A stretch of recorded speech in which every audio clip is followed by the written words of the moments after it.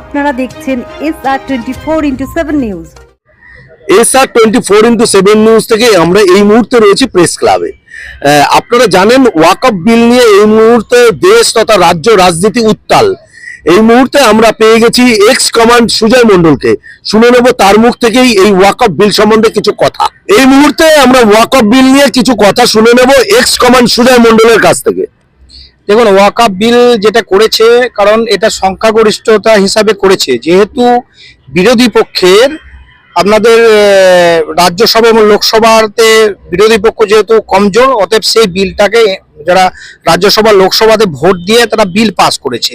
এটা মুসলিমদের একটা অস্তিত্বতে হাত দিয়েছে, কারণ সংবিধানকে উল্লঙ্ঘন করেছে। কারণ 26 নম্বর ধারাতে স্পষ্টভাবে লেখা আছে, কোনো ধার্মিক প্রপার্টি তার সংখ্যালঘু হোক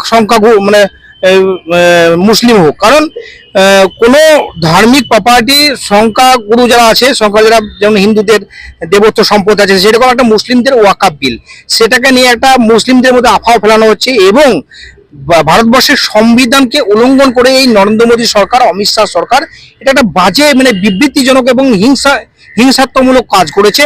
এবং দেখুন, একটা জিনিস চিন্তা করবেন, ভারতবর্ষের মধ্যে যেখানে স্টেট গভর্নমেন্টের আন্ডারে ওয়াকফ সম্পত্তি তথা দেবত্ব সম্পত্তি যদি থাকে, তাহলে সেখানে স্টেট গভর্নমেন্টেরও একটু যা কিছু করবে স্টেট গভর্নমেন্টকে জানিয়ে করা হয়। সেটা সংবিধান উল্লঙ্ঘন সংবিধানে সেটা দেওয়া আছে, সেটা সংবিধানকে উল্লঙ্ঘন করে ওরা নিজের মন মর্জি করে করছে। কারণ আজকে নরেন্দ্র মোদী সরকার যখন সরকারে এলো, সরকারে আসার পরে কি হলো, আজকে যেমন হিটলারি সরকার যাকে তুলনা করা যায়, হিটলারি সরকার দেখবেন, হিটলার যখন ইহুদিদেরকে গ্যাস ট্যাঙ্কিতে ভরে পিষে মেরে দেওয়া হয়েছিল, সেই পরিস্থিতি কিন্তু আজকে হিন্দু মুসলিমের বিভেদ তথা মুসলিমদেরকে একদম পুরোপুরি পিছনের দিকে ঠেলে দিচ্ছে এবং তাদের যে ভিতরে যে আগুন, সেই হিংসাত্মক পরিস্থিতি আমাদের হিন্দু মুসলিমকে করে রাজনীতির রং লাগিয়ে দিয়ে পুরোপুরি দেশটাকে বরবাদের দিকে ঠেলে নিয়ে যাচ্ছে। আমি এইটুকু বলবো, মুসলিম ভাইরা যারা আছেন তারা হিন্দু মুসলিমের বিভেদে যাবেন না, কারণ এটা একটা পুরো চক্রান্ত বলতে পারেন। এই চক্রান্তের ফলে ভারতবর্ষের বহু রকম আমাদের দেশে প্রচুর ক্ষতি হতে পারে। অতএব আমাদেরকে মুসলিম ভাইদেরকে আমি অনুরোধ করবো, একজন সেনা কমান্ডার হিসাবে অনুরোধ করবো যে এই ধরনের বিবৃতিতে আপাতে যাবেন না।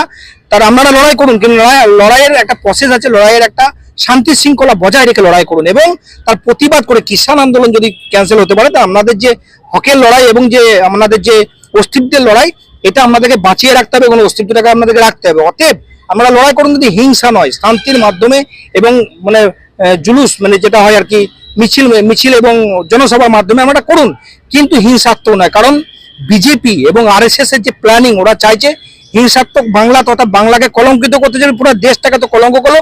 বাংলায় যেহেতু বিরোধী পক্ষ আছে, অতএব বাংলাটাকে শেষ করতে হবে। সেই জন্য বাঙালিদের ভাই বোনদের কাছে, বিশেষ করে আমি মুসলিম ভাইদের কাছে অনুরোধ করবো যে ওয়াকফ বিল সম্বন্ধে প্রোটেস্ট করুন, কিন্তু হিংসাত্মক ভাবে নয়, শান্তি শৃঙ্খলা বজায় রেখে। এখন বিরোধী দলনেতা শুভেন্দুবাবু হয়তো আজকে বলছে উনি নিজেকে প্রমাণ করতে চাই যে আমি সনাতনী। কারণ দেখুন, এর আগে যখন উনি প্রথম কথা কোন পার্টির লোক, যে মানুষ কোনো একটা মানুষ যদি তার অস্তিত্বকে বাঁচিয়ে রাখার জন্য এইসব হিন্দু মুসলিমের বিভেদ করছে, কারণ উনি আসলে তৃণমূলে ছিল আগে, তখন তো বলার কোনো ব্যাপার ছিল, তখন তো এই ধরনের বিবৃতি আসে না। আজকে কেন আসছে যে আমি একজন সনাতনী? ভারতবর্ষের মধ্যে একমাত্র সনাতনী যেটা শুভেন্দু অধিকারী, সেটাই নিজেকে প্রমাণ করতে হবে। যারা হিন্দু, আমি হিন্দু, আমাকে তো প্রমাণ করতে হবে না যে আমি হিন্দু, আমি সনাতনী, আমি সবকিছু, আমার ফ্যামিলি সনাতনী, এটা বলার দরকার নাই। মানুষ জানে তার টাইটেল এবং তার পদবি দিয়ে এবং তার বিচার, তার আচরণ, তার শৃঙ্খলা দেখে বুঝতে পারে। কিন্তু একটা উন্মাদের মতো কথা বলছে, নিজের অস্তিত্বকে বাঁচিয়ে রাখার জন্য পাগলের মতো কথা বলে। শুভেন্দু অধিকারী কথার মধ্যে সেই জিনিসটা নেই। ও পুরোপুরি সব ক্ষেত্রে রাজনীতি করছে, সব রকম ভাবে রাজনীতি করে দেখলো কি কোনো রকম ভাবে রাজনীতি হলো না। অতএব ওর একটাই হাতে হিন্দুত্ববাদী হাতিয়ারটাকে উনি কাজে লাগাতে চাইছে, নিজের অস্তিত্বটাকে বাঁচিয়ে রাখতে চাইছে।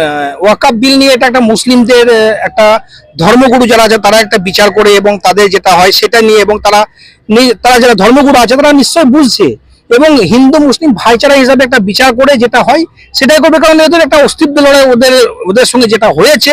আজকে দেখুন, কোন একটা ক্ষেত্রে কোনো ধার্মিক ইয়েতে যদি হাত দিয়ে দেওয়া হয় না, তাহলে কিন্তু সবার একটা অস্তিত্ব তো লাগবে। সেই জিনিসটা ওরা করবে, আমি এটুকু জানি। শান্তিপূর্ণভাবে আন্দোলন করবো এবং আমাদের ভারতবর্ষের সরকার নিশ্চয়ই সেই আন্দোলনকে স্বীকৃতি দিয়ে ওয়াকফ বিলটাকে ক্যান্সেল করবে।